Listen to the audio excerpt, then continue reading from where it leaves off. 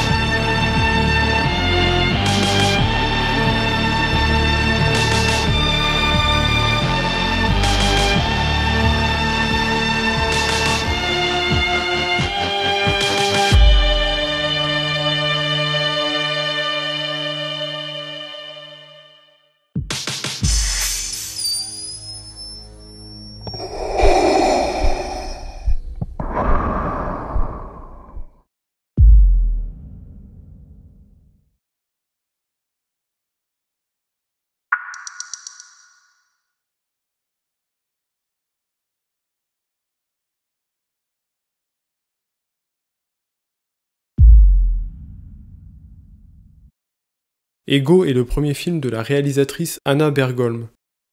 Après Midsommar et la Suède, c'est en Finlande qu'on retrouve cette horreur froide, lumineuse, et ces décors typiques des pays nordiques. On peut aussi citer Lamb, sorti il y a quelques mois, qui se déroule en Islande. Et j'attends avec impatience un film d'horreur folklorique et fantastique, explorant les mythes locaux sur les plages noires de Vik, filmé avec les caméras et techniques d'aujourd'hui.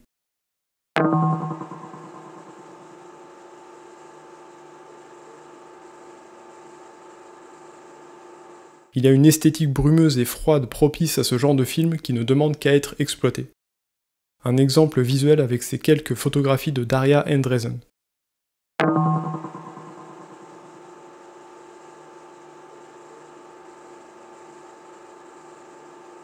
Récemment, Denis Villeneuve a utilisé des décors norvégiens pour la planète Caladan dans Dune, et Kari Fukunaga est parti sur l'île de Kalsoy, dans l'archipel des îles Féroé, pour le final de Mourir peut attendre.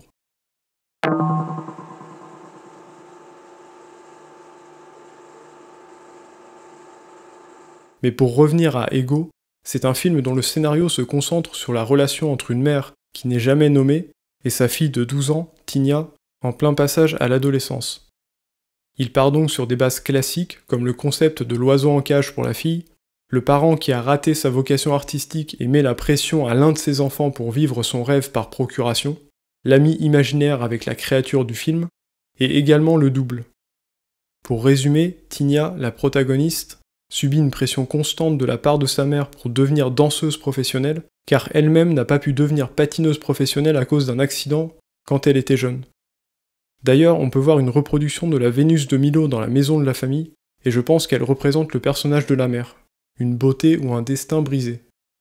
Mais l'élément déclencheur, c'est l'irruption d'un oiseau noir dans la maison, que la mère tue, mais dont la fille récupère un œuf qu'elle va ensuite cacher dans sa chambre, où il grandira en secret, jusqu'à éclore et donner naissance à une créature symbolisant la Tinia adolescente. Sauvage, violente, et qui ne supporte pas la moindre contrariété, contrairement à Tinia qui a été formatée par sa mère pour obéir et accomplir sa volonté. La frustration de Tinia nourrit la créature.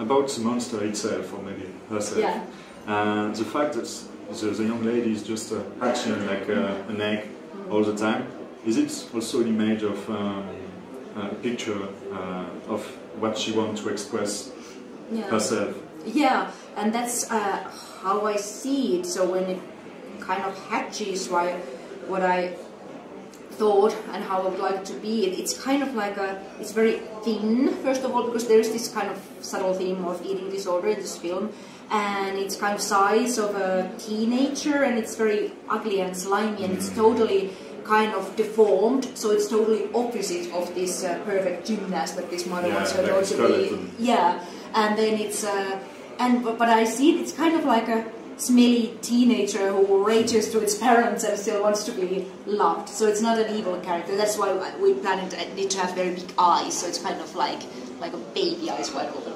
Yeah. Je m'arrête d'ailleurs sur cette créature car c'est le point fort du film.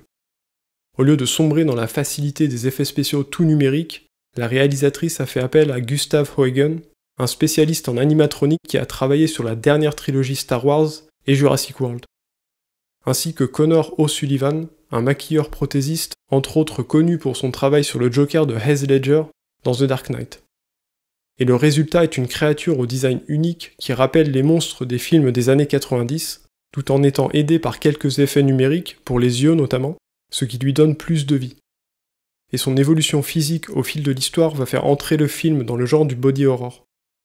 C'est dans cette partie où le prothésiste interviendra davantage. Par contre, et c'est là que je vais aborder les points négatifs, j'ai trouvé le temps de présence à l'écran de la première phase de la créature trop court. Pourtant c'était le plus intéressant visuellement et il aurait mérité un peu plus de développement et d'interaction avec le personnage de Tinia. Et concernant le film, je suis mitigé mais principalement à cause de ses intentions et choix narratifs. Pour faire simple, le film mélange horreur avec quelques passages parfois gore, mais c'est aussi un conte macabre et métaphorique. Et mon problème c'est que j'ai eu l'impression en le voyant qu'il n'arrivait pas à trancher, et je trouve que ça empêche le spectateur de s'investir à 100% dans l'histoire. Je m'explique. La créature aurait pu être le fruit de l'imaginaire de la protagoniste, et ses apparitions ou contacts avec d'autres personnages seraient toujours restés ambigus, sujets à interprétation.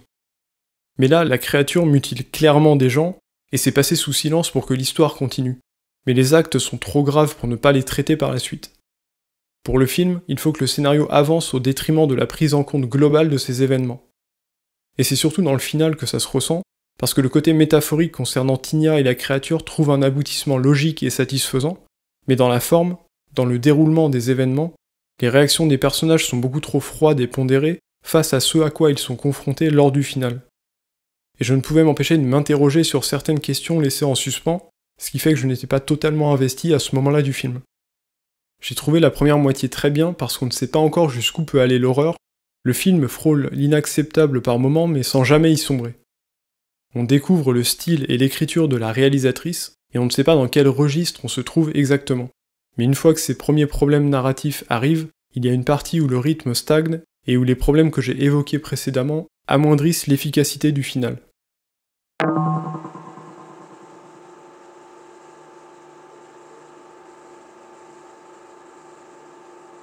That was very something I wanted to portray in this film was this that our family, the Stinia's family and the mother, they live in a very kind of in very perfect house in an area we found luckily from Latvia, an area where it was kind of upper middle class area where all the houses were kind of very identical and so everything was controlled. And then this Tinia goes to another house, and at first she finds the situation kind of weird and scary, so the house looks like very classic haunting house. And yes, and then she gets to know this one terror character and gets fond of him, and then suddenly everything is shown in a very different light, and there's some life in the house, so everything is not so matching and perfect and kind of overly tidy, and there's actually the sun is warming the rooms and the birds are singing, and so we used all those kind of little elements kind of making people feel that there's life in this house. Et concernant ce final, j'ai trouvé dommage après coup qu'il ne soit pas détaché du décor principal du film, la maison de la famille, pour celui de ces bois plongés dans la brume où Tinia trouve l'œuf au début du film, histoire d'avoir un début et une fin qui se déroulent dans un lieu commun. Et pourquoi pas jouer sur le côté métaphorique et surnaturel de la créature et du film avec cette brume, peut-être avec un côté onirique où les personnages se seraient perdus dans l'étrange. De plus, l'adolescence et le monde extérieur sont les sources de peur et d'horreur du film. Comme l'inconnu en général fait peur, il aurait pu être intéressant d'utiliser ce décor sauvage pour le final. Mais excepté ces quelques défauts d'écriture, c'est excellent pour un premier film, et les prestations des actrices qui incarnent la mère et la fille sont parfaites.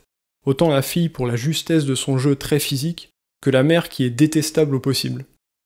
Ils sont partis sur une mère de famille qui met en scène sa vie pour les réseaux sociaux, afin d'entretenir sa vision idéalisée de sa vie, alors qu'elle est loin d'être irréprochable, notamment avec sa fille. Les réseaux sociaux ne sont pas utilisés plus que ça dans le scénario, mais la réalisatrice voulait rester sur une idée d'intimité, de vase clos pour son histoire. D'où l'absence de traitement des conséquences de certaines actions de la créature vis-à-vis de personnages externes à la famille que je déplorais.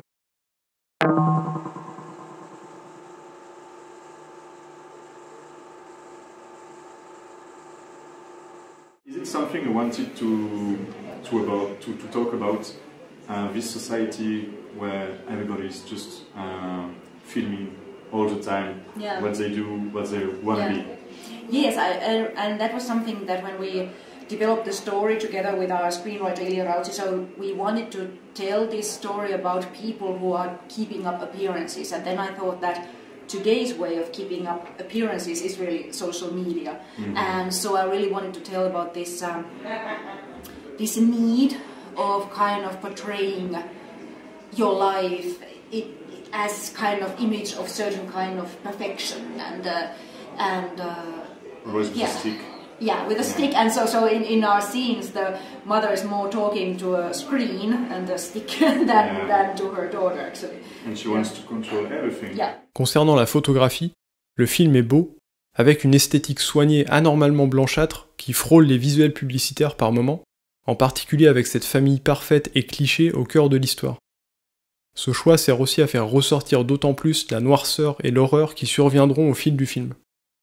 C'était aussi la technique utilisée dans Midsommar, dont le principal argument marketing est qu'il s'agissait d'un film d'horreur se déroulant le jour, notamment dans la séquence du rituel d'Atestupa.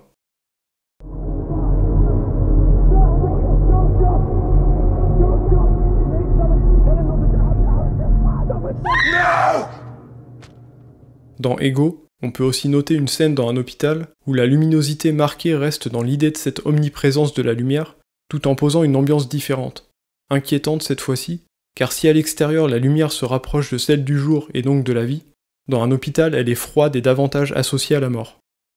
J'ai aussi noté 2 plans qui m'ont fait penser au giallo, car filmés à la main et du point de vue d'un personnage.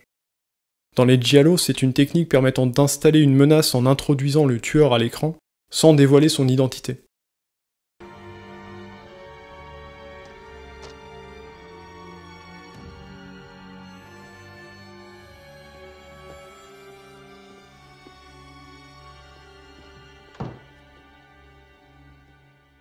Par contre, ici, ces plans n'ont pas de but précis, je pense qu'il s'agit juste d'un hommage au genre, ou aux vieux films d'horreur, comme ce passage dans Evil Dead.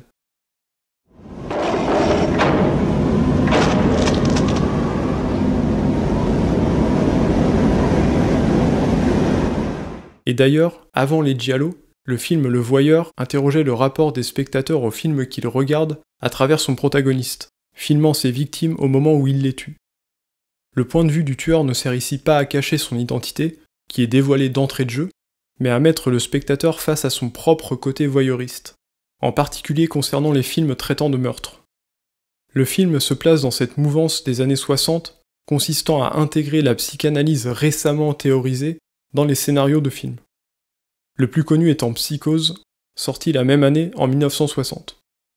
Un mot sur la musique aussi, qui est assez discrète et s'apparente davantage à du sound design par moment, avec des sons lourds et pesants qui reviennent dans les scènes de tension, pour créer une atmosphère et marquer la gravité des événements.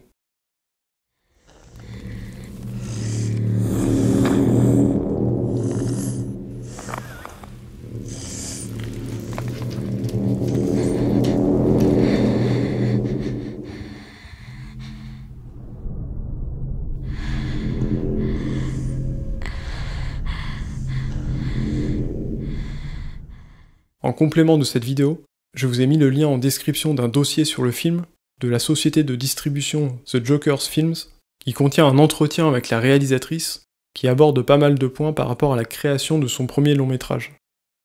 Au final, après avoir laissé le film reposer un peu dans mon esprit, le principal problème à mon avis est de ne pas avoir tranché entre un film d'horreur qui va vraiment au bout de son concept, et un film davantage psychologique tirant sur la fable, voire l'imaginaire, avec une créature symbolisant le passage à l'adolescence qui n'existe que dans l'esprit de la protagoniste.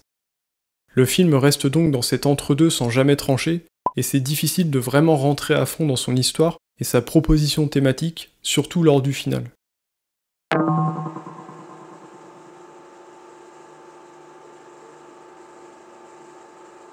Mais comme je l'ai également dit précédemment, il mérite d'être vu pour ses qualités techniques, les prestations du casting, ainsi que la créature en effets pratiques et son design unique.